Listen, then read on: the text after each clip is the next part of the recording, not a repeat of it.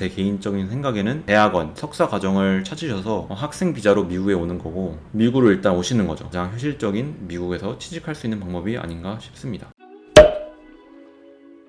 안녕하세요. 뉴욕 개발자의 삶을 소개하는 뉴욕 공대생 에드입니다. 시청자분들 중에서 한국분들이 굉장히 많으신 것 같고, 그 중에서도 아무래도 제가 개발자 얘기를 많이 다루다 보니까 개발자분들이 많을 것으로 생각이 되는데, 그래서 제가 오늘 다룰 내용은 여러분들이 미국에서 취업을 하시려면 어떤 방법으로 미국에 취업을 할 수 있는지를 다루려고 해요. 그래서 미국으로 취업하는 방법들이 여러 가지가 있을 텐데, 제일 현실적인 방법이 무엇이고 각 방법들의 장단점은 무엇이 있는지를 설명해 드리려고 해요. 우선 시작하기에 앞서서 저는 변호사도 아니고 취업이나 비자 관련 전문가가 아니기 때문에 제 영상은 참고하시는 정도로 이용하시면 될 것 같아요. 그리고 혹시 영상이 유익하셨다면 구독과 좋아요 부탁드려요. 우선 미국에 취업하려면 여러 가지가 필요하겠지만 저는 한 3가지 정도로 간주셨거든요. 그래서 3가지가 무엇이냐면, 우선 영어 실력. 당연히 미국에서 취업을 하려면 영어 실력이 어느 정도는 돼야 될 것 같은데, 그 어느 정도가 어느 정도냐 하면은 미국에 아무래도 한국 회사들이 좀 있어서 혹시 한국 회사로 오신다 할 경우에는 영어 실력이 거의 없으셔도 되겠죠. 삼성이나 LG처럼 미국에 지사가 있지만 아무래도 일하시는 분들이 대부분 한국인 분이시면은 업무를 아무래도 한국어로 진행하다 보니까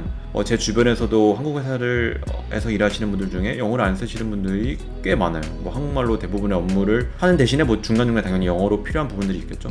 그럴 경우에는 우선 영어 실력이 필요 없을 수도 있고, 그런 경우가 아니고 미국 회사에 취업을 한다면 당연히 대화가 돼야 되는 정도가 되겠고, 인터뷰도 영어로 해야 되니까 영어가 어느 정도 돼야 되는데, 우선 직업마다 좀 다르다고 생각해요. 개발자의 경우는 일단 코드라는 공통적인 언어가 존재를 하죠. 말하는 언어 말고도 코드라는 공통적인 언어가 존재하고, 그리고 어느 정도 중요한 의사 전달만 되면 되기 때문에 아무래도 개발자의 경우 영어 실력이 좀 부족해도 커버가 가능하다, 실력으로 커버 가능하다고 생각이 돼요. 근데 반대로 예를 들어서 취업하시는 분야가 변호사거나 고객을 상담해야 되는 분야면은 아무래도 고객이랑 상담해야 되는데 언어가 잘 통해야겠죠. 그래서 아무래도 영어가 당연히 거의 원어민 수준 정도로 영어를 해야 되겠고, 그래서 영어 말고 이제 두 번째 실력, 분야에서의 실력이 중요할 텐데, 이건 좀 너무 당연한 것 같긴 한데 취직하는 부분에서 실력이 필요한 거는 사실이겠죠.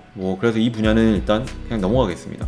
앞에서 말한 2가지, 영어와 실력, 이 2가지가 있으면 모두가 미국에 취직이 가능하냐? 그거는 아니에요. 미국 말고도 예를 들어서 중국이나 인도 같은 경우는 미국의 연봉에 비해서 연봉이 매우 낮죠. 전체적으로 봤을 때. 그런데 당연히 중국이나 인도에서도 영어를 잘하는 사람이 있을 거고 실력이 있는 사람이 있겠죠. 그런데 그렇다고 미국이 모든 인재를 미국이나 인도에서 값싸다고 데려올 수는 없어요. 영어가 되고 실력이 있다고 모두 취직할 수 있는 게 아니에요. 미국에서 같은 경우는 일단 미국인이거나, 그러니까 미국에서 태어나서 시민권이 있다, 혹은 영주권이 있는 경우에는 일을 할 수 있는데, 그 외에 외국인이 미국에서 일을 하려면 비자가 필요해요. 그래서 앞에서 말한 1, 2번 영어와 실력이 있어도 미국에서 태어나거나 영주권자가 아니신 경우는 비자가 필요하다. 일을 하려면 회사에서 법적으로 일단 새로운 인재를 고용을 했을 때 사람이 미국에서 일할 수 있는 상태가 되는 걸 증명을 해야 돼요. 그래서 앞에서 말한 미국인이거나 시민권자 혹은 영주권자들 경우는 그 보여줄 증빙 서류가 있겠지만, 외국인들의 경우 증빙 서류가 없겠죠. 미국에서 태어난 거가 아니기 때문에. 그래서 그 경우에는 이제 비자를 보여줘야 되는데,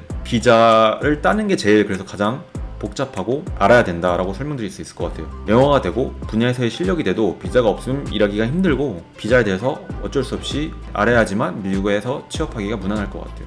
그래서 여러분의 상황에 따라서 유리한 비자가 다 다르기 때문에 비자에 대해서 간략하게 설명하도록 할게요. 우선 비자에 대해서 조금 알아야지 미국 취업을 준비할 수 있다고 말씀을 드렸는데, 간략하게 소개를 드리면, 제가 일반적으로 외국인이 미국에서 일할 수 있는 비자가 3가지 정도의 비자가 있다고 생각이 되는데, 우선은 F1 비자, 학생 비자라고 말할 수 있는데, 이거는 이름에서도 알 수 있으다시피 미국에 학생으로 온다, 예를 들어서 고등학교나 대학교 혹은 대학원생까지도 미국에 학교를 다니러 오면은 받을 수 있는 비자예요. 조사한 바에 따르면은 매년 33만 개의 학생 비자가 발행된다고 나오네요. 그리고 두 번째로는 취업 비자입니다. 취업 비자의 경우는 3년 정도에서 연장하면은 제가 알기로는 3년 이상까지도 일할 수 있는 걸로 알고 있는데, 취업 비자의 경우 조건이 일단 고용주가 있어야 되고요. 매년 6만 5천 명 정도의 이 비자를 발행을 하는데, 예를 들어서 지원하는 사람이 6만 5천 명이 넘는 10만 명이다. 그러면 그 중에서 진짜 뽑기해서 6만 5천 명을 뽑는 거예요. 그래서 이건 아무래도 운이 좀 따라야 된다고 볼 수 있고, 통계가 대충 한 30% 당첨될 확률이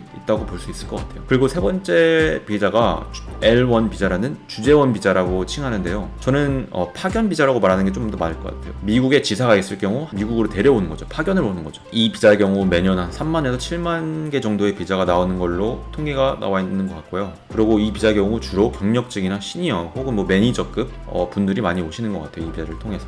그래서 세 가지 비자를 말씀드렸는데 각 비자들이 상황마다 정말 달라요. 개인적으로 생각했을 때 제일 받기 힘들다고 생각하는 게 이 취업 비자인데, 미국으로의 이직이나 취직을 준비하시는 분들 중에 이 비자를 지원을 할 때 이미 미국에 고용주가 있어야 된다고 보시면 돼요. 회사의 지원을 통해서 이 비자에 지원을 하는 건데, 회사의 지원을 받으려면 일단 회사가 있어야겠죠. 여러분을 고용하고 싶은 회사가 있어야 되는데 그런 회사가 구하기가 힘들겠죠. 아직 미국에 안 왔는데 난 당신을 고용하고 싶다라는 회사를 찾기 힘들 뿐만 아니라, 고용을 하고 싶어도 아무래도 이 비자가 앞에 말씀드린 것처럼 랜덤으로 뽑는 거예요. 대충 확률이 한 40%라고 말씀드렸는데, 어떤 회사가 고용을 하고는 싶은데 이 사람이 미국에 올 수 있는 확률이 30%밖에 안 돼. 그러면 회사에서 아무래도 이 비자를 지원할 가능성이 아무래도 적겠죠. 굳이 이미 미국에 있는 사람을 뽑으면은 바로 일을 시킬 수 있는데, 굳이 외국에 있는, 뭐 한국에 있는, 뭐 올 수 있을지도 말지도 모르는 사람을 고용할 확률이 적겠죠. 이 취업 비자의 경우 좀 어렵다고 저는 생각이 돼요. 그럼 두 번째, 파견 비자라고 제가 말씀드린 파견 비자가 있는데, 파견 비자의 경우 말 그대로 파견으로 오는 거예요. 같은 회사 내에 미국 지사로 파견을 오는 거기 때문에, 일단 여러분이 일하고 계시는 회사가 일단 미국에 지사가 있는 회사여야 돼요. 미국에 있는 지사에서 같은 직업에 대한 수요가 있어야 돼요. 뭐 예를 들어서 한국에서 개발자로 일하고 계시다면 그 미국에 있는 지사가 개발자를 뽑고 있어야 되고, 그 다음에 그 직업이 또 이 국제적인 파견을 지원을 해줘야 돼요. 그래서 예를 들어서 뭐 구글의 경우, 여러분이 뭐 구글 코리아에서 일을 하신다, 개발자로 미국으로 오고 싶으시면 미국에 있는 지사에 개발자 직업을 뽑고 있어야 되고, 그 포지션이 국제로 이렇게 파견 오는 거를 지원을 해줘야 돼요. 근데 미국에서 다른 사람을 뽑을 수 있는데 굳이 이렇게까지 한국이나 외부에서 인재를 데려올 정도의 리스크를 짊어질 정도면, 일단은 시니어 레벨, 경력직이나 시니어 레벨, 그리고 매니저 레벨로 많이 데려오는 것 같아요. 아무래도 고급 인재 위주로 데려오도록 하겠죠. 대졸 신입생을 굳이 외국에서 미국으로 들어올 확률은 적겠죠. 왜냐면 미국에도 대학교를 졸업하고 일하고 싶어하는 사람이 많을 텐데. 파견 비자도 좀 여러분 상황이 진짜 다 맞아야지 올 수 있다고 생각이 돼요. 그리고 마지막으로 가장 현실적이라고 생각하는 비자인데, 학생 비자죠. 학생 비자는 일단은 다른 비자가 대충 매년 6만 개가 정도 발행이 된다 그러면, 학생 비자는 한 33만 개 정도로 한 5배에서 6배 정도의 비자가 매년 발행이 되고, 그리고 일단 지원을 아무나 할 수가 있어요. 미국에 있는 학교에 입학을 할 예정이면 아무나 지원이 가능하겠죠. 그렇다고 미국에 있는 대학교를 아무나 지원할 수 있느냐? 미국의 대학교라고 하면 여러분이 아시는 뭐 하버드, MIT 말고도 좀 작은, 좀 덜 알려진 대학교들이 있을 텐데, 그 대학교가 아무래도 뭐 큰 대학교보다는 입학할 수 있는 가능성이 좀 높겠죠. 대학교 때 뭐 그래도 학점이 좀 괜찮았다, 혹은 뭐 이미 직장을 다니시고 경력이 좀 있다 그러면 미국에 있는 대학교, 뭐 크지 않은 좀 덜 알려진 대학교에 입학할 수 있는 확률이 아무래도 높겠죠.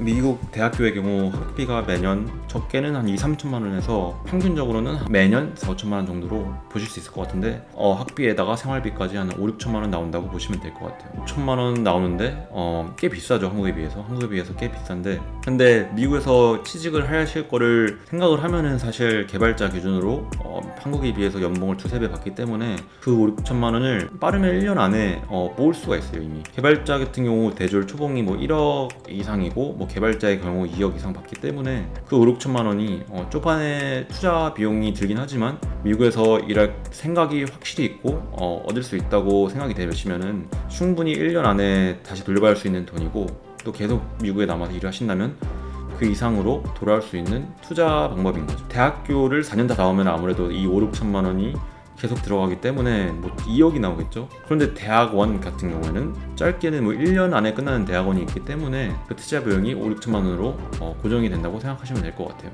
대학교를 다니는 동안, 대학교나 대학원을 다니는 동안은 일을 못하고 졸업을 하고 이제 자기 전공과 관련된 직업으로 한 길게는 3년, 짧게는 1년 일할 수 있는 기회가 주어져요. 그 3년이 워낙 긴 시간이기 때문에 다른 좀 더 길거나 안전한 비자로 옮겨 타는 경우도 되게 많죠. 그래서 정리를 할 겸 예를 들어보자면, 일단 제일 현실적으로 올 수 있는 방법은 제 개인적인 생각에는 학생 비자로 미국에 오는 거고, 학생 비자로 대학원을 통해서 뭐 제일 짧은 과정을 찾으시는 거죠.